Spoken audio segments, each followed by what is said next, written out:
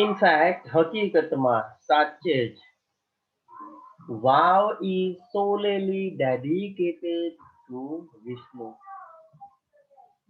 solely એટલે સંપૂર્ણ રીતે, ડેડિકેટ એટલે સમર્પિત કરવું. તો કે છે કે આ વાવ સંપૂર્ણ રીતે સમર્પિત કરવામાં આવી છે કોને? ટુ વિષ્ણુ એટલે કે વિષ્ણુ ભગવાનને. One can find Vishnu in different shape and posture. એવું કહી શકાય કે કોઈ એક વ્યક્તિ જો સપોઝ ધ્યાનથી નિરીક્ષણ કરે તો વિષ્ણુ ભગવાનને એ જોઈ શકે, એને શોધી શકે ઇન ડિફરન્ટ શેપ, અલગ અલગ આકારમાં, મૂર્તિઓમાં, એન્ડ પોસ્ચર્સ એટલે અંગ ચેષ્ટા. જેમ ફોટોગ્રાફી કરવા માટે આપણે અલગ અલગ એક્શન કરીએ છીએ એવી રીતે પોસ્ચર એટલે અંગ મુદ્રામાં તમે ભગવાન વિષ્ણુ જે છે એને નિહાળી શકો. આફ્ટર વિષ્ણુ, વિષ્ણુ ભગવાન પછી the next important statue is of Parvati. અને એના પછી જો સૌથી અગત્યની જો કોઈ મૂર્તિઓની વાત થતી હોય તો એ છે પાર્વતી દેવી અથવા તો પાર્વતી માતા.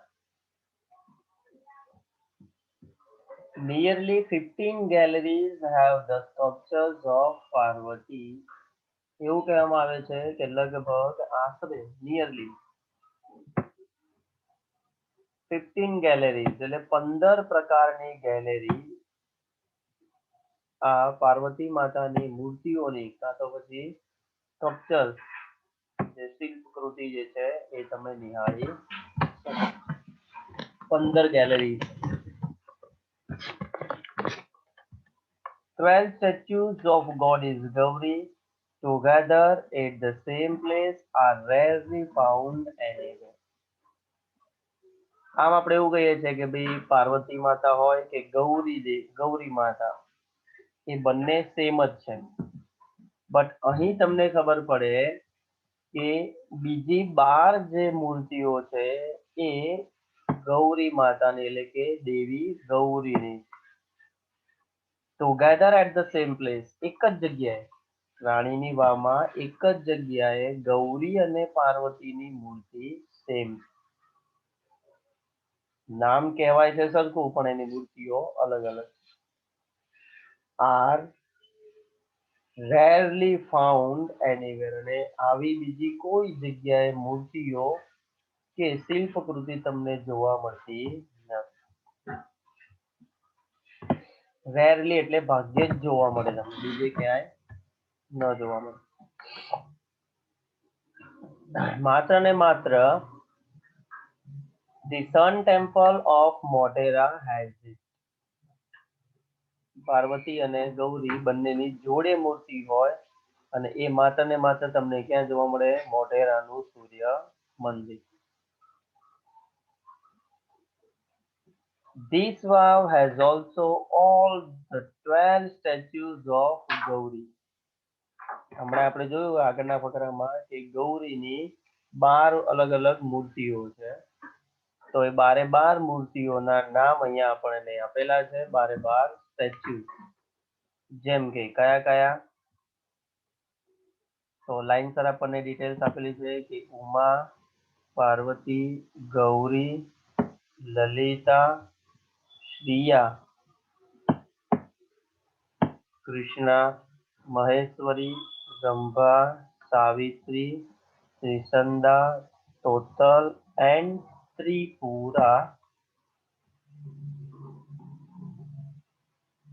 આવી 12 મૂર્તિઓ ગૌરીની દર્શાવેલી છે. બિસાઇડ્સ તદુપરાંત વધારામાં there are many statues of god and goddesses. ઘણા બધા દેવી અને દેવતાઓની મૂર્તિઓ પણ છે, જેમ કે such as જેવી રીતે કે ગણેશ અથવા ગણેશા, અગ્નિ, વાયુ, સૂર્ય, Bhairav, Chamunda, Brahma,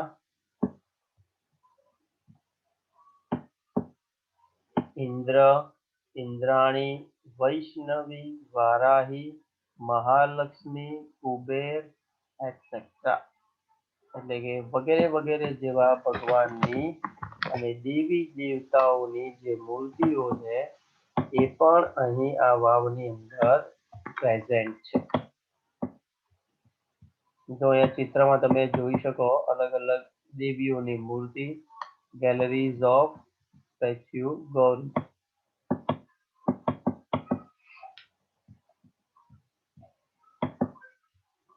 Next, there are also some of the rare sculptures of gods.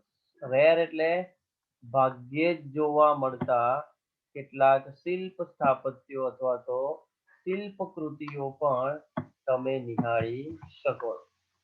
અને એ ખાસ કરીને ભગવાનની મૂર્તિઓ કેવી છે કે દુનિયામાં તમને એવી બીજી કોઈ જગ્યાએ મૂર્તિઓ જોવા મળે નહીં. તો કઈ કઈ મૂર્તિ છે કે જે બહુ જ રેર છે, ઇવન આપણે બી પહેલા ક્યારે જોઈ નથી.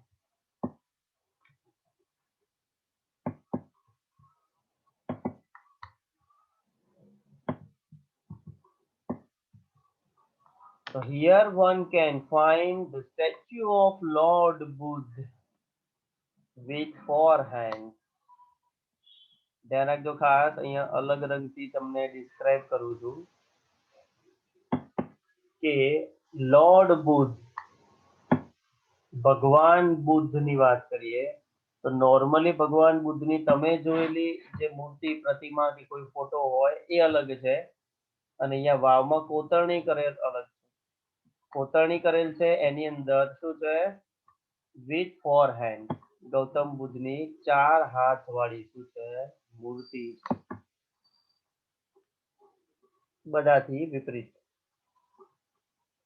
ધ સ્ટેચ્યુ ઓફ રામા મતલબ રામ ભગવાનની મૂર્તિની વાત કરીએ તો વિથ sword એન્ડ shield, તલવાર અને ઢાલ સાથે, કે જે બહુ જ ભાગ્યે જ જોવા મળે. The statue of sun in the form of તપસ્વી. સૂર્યદેવની વાત કરીએ તો સૂર્યદેવની મૂર્તિ એ કેવા સ્વરૂપમાં છે તપસ્વી, FORM ફોર્મ એટલે સ્વરૂપ, એમનું તપસ્વી સ્વરૂપમાં. The statue of Shiva, Shiv ભગવાનની મૂર્તિની વાત કરીએ with beads in his hand, ભગવાન જાણે કે માળા કરતા હોય એમ, માળાની મણકા કરતા હોય, પૂજા અર્ચના કરતા હોય એવી મૂર્તિ. And the statue of Parshuram, Parshuram ભગવાનની મૂર્તિ કદાચ જુઓ with soft and gentle expression, ખૂબ જ પ્રેમાળ અને નરમ અભિવ્યક્તિ વાળા જોવા મળે, rather then hard and stern look. તમે પરશુરામને જોયા હંમેશા કેવા હોય સખત ગુસ્સા વાળો એમનો ચહેરો હોય, એમનો લુક, એમનો દેખાવ, હાઈટ, બોડી જોરદાર હોય અને સખત કડક એમનો દેખાવ હોય. પરંતુ અહીં જો એ મૂર્તિની વાત કરીએ તો એ મૂર્તિ શું છે કંઈક અલગ જ ફોર્મમાં આપણને જોવા મળે છે. મતલબ સખત કઠોર ગુસ્સાવાળા લુક કરતા અહીંયા પરશુરામની મૂર્તિ નરમ અને પ્રેમભાળ વાળા અભિવ્યક્તિ વાળી જોવા મળે.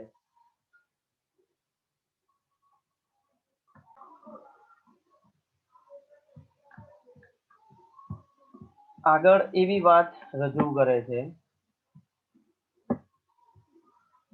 કે જેમાં some of the sculptures display contemporary lifestyle, folk tales, animal and human instincts, etc.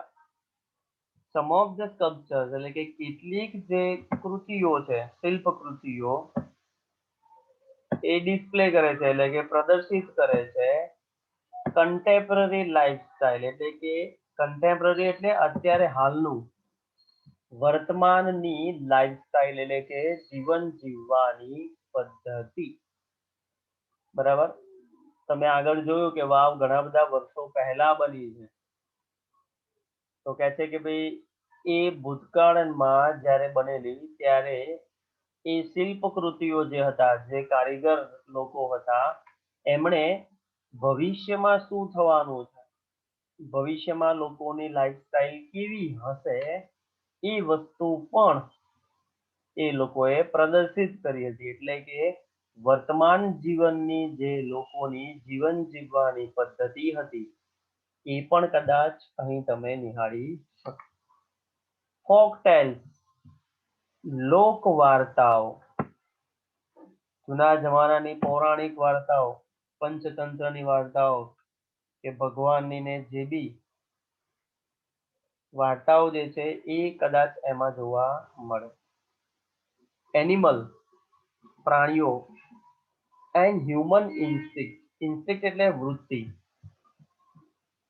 અલગ અલગ લાલચ વૃત્તિ હોય, એવી રીતે મનુષ્ય અને પ્રાણીઓની એવી અઢળક જે વૃત્તિઓ જે છે, જે વિચાર જે છે, એ એવી ઘણી બધી વૃત્તિઓ પણ કદાચ આ રાણીની વાવની અંદર પ્રેઝન્ટ કરવામાં આવી. જેમ લાલચ વૃત્તિ હોય, પૈસાની વૃત્તિ હોય, બરાબર, એવી રીતે અઢળક એવી સમાજમાં આપણને જે અલગ અલગ પ્રકારનું જોવા મળતું હોય, એ બધું જ you can find. They reveal artistic vision and unique imagination of these cultures. અને આ બધી મૂર્તિઓ એ એવું બતાવે છે, રિવીલ એટલે જાહેર કરવું, પ્રદર્શિત કરવું, આર્ટિસ્ટિક વિઝન એટલે કે કલાકૃતિની દ્રષ્ટિ, કારીગર લોકોએ કેવું સરસ મજાનું વિચાર્યું અને એને પથ્થર પર કંડાર્યું. એન્ડ યુનિક અને અનોખું, ઇમેજિનેશન એટલે કલ્પના શક્તિ ઓફ ધીસ કલ્ચર, એ સમયમાં કેવું સરસ મજાનું એ લોકોએ કલ્પના કરીને વિચાર્યું કે કદાચ ભવિષ્યમાં આવું થશે. આપણા જૂના જમાનાના ભજનો, ગીતો, બરાબર, એમાં પણ તમને જોવા મળે કે હા, આ ગીત જે છે એ વર્ષો પહેલા લખાયેલું, આ ભજન એ કબીરના દોહા વર્ષો પહેલા લખાયેલા, પણ એ વર્તમાન જીવનમાં બહુ જ અસરકારક હોય. તો એ બધું કલ્પના કરેલી છે અને બધી જ કલ્પના એ ઉત્કૃષ્ટ કારીગરીનું શું કરે છે, દ્રષ્ટાંત બતાવે, દ્રષ્ટિ બતાવે છે. There are nearly 300 statues of Apsaras. અને એવું કહી શકાય કે રાણીની વાવની અંદર આશરે 300 જેટલી મૂર્તિઓ છે, કોની, તો કહે છે કે અપ્સરાની. The sculptures presented a vast range of emotions and feelings on the faces of Apsaras. અને એવું કહી શકાય કે આ જે કંઈ પણ કલાકૃતિઓ છે એ પ્રેઝન્ટ એટલે પ્રદર્શિત કરે છે. A vast range, vast એટલે વિશાળ, રેન્જ એટલે શ્રેણી, of emotions and feelings, લાગણીઓ અને હાવભાવ, on the faces of the અપ્સરા, અપ્સરાના ચહેરા ઉપર જે કંઈ પણ લાગણીઓ જે છે, જે કંઈ પણ હાવભાવ જે છે, આ બધી જ વસ્તુ તમને અપ્સરાઓના ચહેરા પર જોવા મળે. એટલે એવું કહી શકાય કે કદાચ વોટ્સઅપ કે ફેસબુક ની અંદર જે કંઈ પણ આપણે સ્માઇલીઝ નો યુઝ કરીએ, હસતું હોય, રોતું હોય, બરાબર, તો એ સ્માઇલીઝ કદાચ એવું કહી શકાય કે આ અપ્સરાના જે ફેસીસ પર જે ઇમોશન્સ અને જે ફિલિંગ્સ જે છે, કદાચ એમાંથી આપણે કોપી કર્યા હોય. They display variety of different moods and situations. અને એ બીજું પણ એ બતાવે છે કે અપ્સરાના ચહેરા પર અલગ અલગ પ્રકારના મૂડ એટલે કે મિજાજ આપણો મૂડ કેવો હોય છે, સારો હોય છે, ખરાબ હોય છે, હા તે પ્લસ સિચ્યુએશન એટલે કે પરિસ્થિતિ, આપણી આસપાસ કેવી પરિસ્થિતિનું નિર્માણ કરે છે, એ બધું જ વેરાયટી જે છે, વેરિએશન જે છે, બધી જ વિવિધતા જે છે એ આ પ્રકારની અપ્સરાની અંદર એના જે થીસીસ છે એમાં કદાચ આપણે એને ડિસ્પ્લે કરી શકીએ. એટલે કે કોઈ એક વ્યક્તિ જો નિરીક્ષણ કરે તો આ બધી જ વસ્તુ ડિટેલ્સમાં જોઈ શકાય કે અલગ અલગ ઇમોશન્સ, અલગ અલગ ફિલિંગ્સ, અલગ અલગ મૂડ્સ, અલગ અલગ સિચ્યુએશન્સ એ અપ્સરાના ચહેરા ઉપર નિહાળી શકીએ.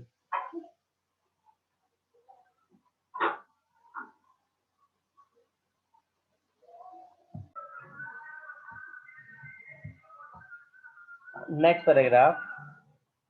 Most of them present Vishnu in his 10 different avatars. બધા જે શિલ્પ સ્થાપત્યો છે, જે શિલ્પ કૃતિઓ છે એમાં વિષ્ણુ ભગવાનના અલગ અલગ 10 અવતારોની શું કરવામાં આવી છે, વાત પણ કરવામાં આવી છે. The most attractive sculptures are, અને એમાંથી સૌથી જો આકર્ષક જે કંઈ પણ સ્કલ્પચર્સ હોય તો એ છે are those of વરાહ અવતાર,